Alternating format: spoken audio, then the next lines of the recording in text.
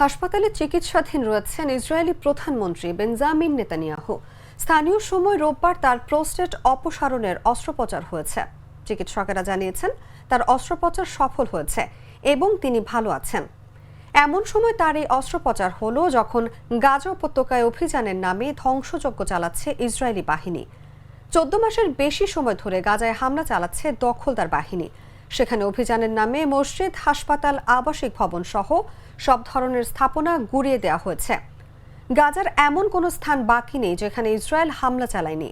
এক বিবৃতিতে ইসরায়েলের হাদাসা মেডিকেল সেন্টার জানিয়েছে, প্রধানমন্ত্রী নেতানিয়াহুর জ্ঞান ফিরেছে এবং তিনি ভালো আছেন। আগামী কয়েকদিন তাকে পর্যবেক্ষণে রাখা হবে বলে জানানো হয়েছে।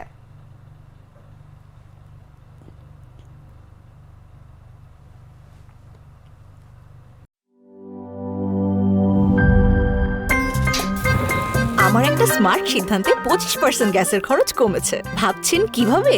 সাধারণ গ্যাস স্টোভ বদলে আমি এনেছি আরএফএল গ্যাস স্টোভ। এর সাইন্টিফিক নজল ও ব্রাস বার্নার ক্যাপ সমানভাবে তাপ ছড়িয়ে রান্না করে দ্রুত।